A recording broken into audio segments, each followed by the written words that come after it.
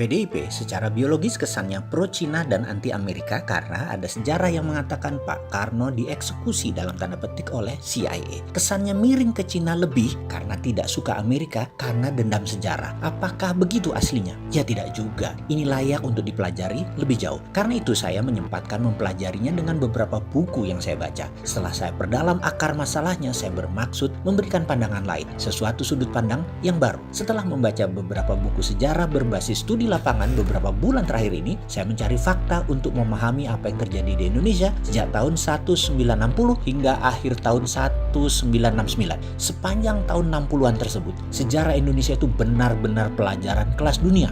Masa itu ada Kennedy, CIA, Soviet, Peking, Soekarno, Marilyn Monroe, PKI, Soeharto, wanita di sekeliling Soekarno, serta petinggi PKI di sekitar istana.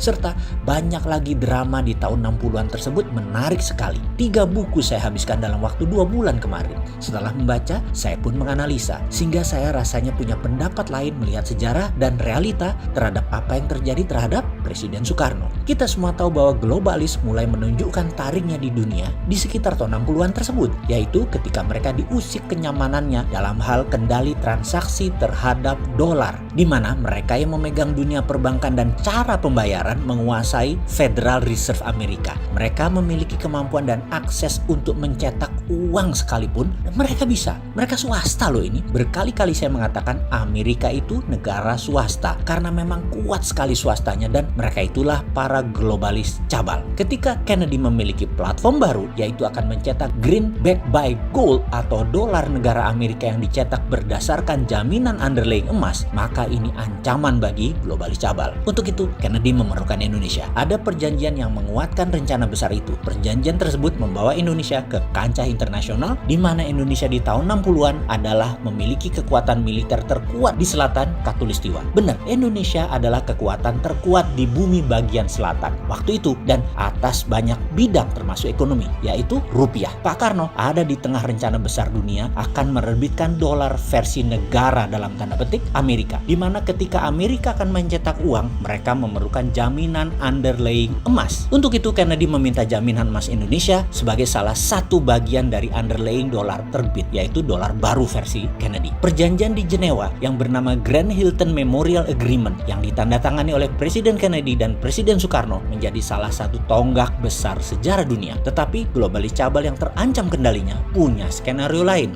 Kennedy ditembak di Dallas. Mobil kenegaraan yang tidak pernah jalan pelan saat itu jalan di bawah 20 mile per jam yang seharusnya tidak boleh, dan 3 arah peluru menerjang Kennedy bersamaan. Meninggal di tempat beliau saat itu. Inilah konspirasi panjang yang belum pernah jelas terungkap hingga saat ini. Di belahan bumi lain, Pak Karno baru turun dari pesawat di Bandara Kemayoran kala mendengar berita kematian Kennedy. Pak Karno terkejutnya bukan main, shock. Karena apa? Karena hal ini membuyarkan skenario kerjasama Indonesia-Amerika atas terbitnya dolar berbasis emas atas nama negara Amerika atau Federal Dollar. Semua akhirnya tinggal sejarah ketika Pak Karno pun oleh globalis cabal dilengsarkan. Skenario ini globalis yang punya, sedangkan CIA hanya pelaksana. Karena Amerika akan mendadak menjadi negara patriotik nasionalis. Begitu juga Indonesia menjadi negara patriotik nasionalis, bukan di bawah globalis lagi. Dan globalis cabal tidak mau skenario itu. Baik, kita melompat sebentar ke masa kini. Ketika Trump pidato di PBB bulan lalu, dia secara jelas mengatakan, saya mendukung negara-negara untuk berdaulat masing-masing yang bisa diartikan deglobalisasi, anti globalis cabal. Dan itu gaya Trump banget, patriotik. Trump menjadi Kennedy baru, dan banyak yang menduga dia akan diasasin atau dibunuh oleh globalis cabal seperti cerita di dalam The Simpsons yang belum pernah meleset menceritakan kejadian di masa akan datang, termasuk ketika Trump jadi presiden dan cerita Trump terbunuh. Tetapi Trump adalah Trump dan Amerika adalah Amerika. Mereka tidak pernah berubah sejak lahirnya. Tujuannya jelas, menjadi sheriff dunia, menjadi pengendali dunia. Agaknya kebencian terhadap Trump oleh globalis cabal ini sudah puncaknya ketika September 2020 kemarin Trump melakukan perombakan sistem transfer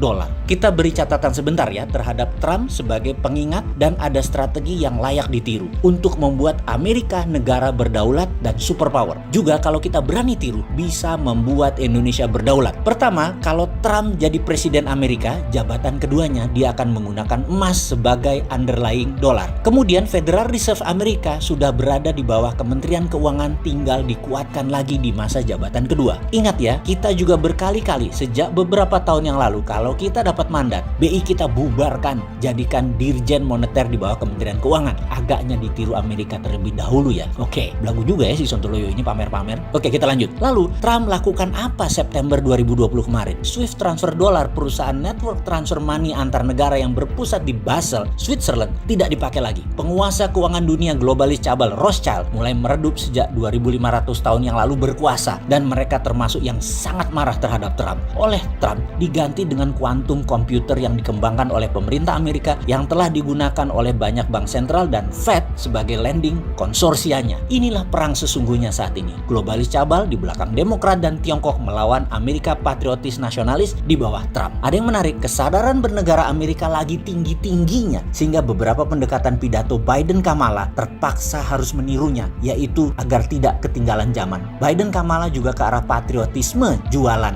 untuk pemenangan dalam Pilpres nanti. Jadi ada pengamat intelijen pertahanan dunia yang mengatakan kalau Biden menang tetap akan perang melawan Tiongkok juga globalis karena Amerika mendadak menjadi negara patriotik. Jadi Trump atau Biden, Amerika tetap Amerika. Oke. Sekarang mulai kebayang apa hubungannya dengan Omnibus Law, hubungan kebijakan luar negeri Indonesia, apa hubungannya terhadap COVID dan ekonomi Indonesia dari cerita tersebut. Apa harus dijelaskan lebih rinci lagi? Ini pelajaran sesungguhnya ada yang minat nggak sih? Yang menjabat ada yang ngerti nggak sih beginian?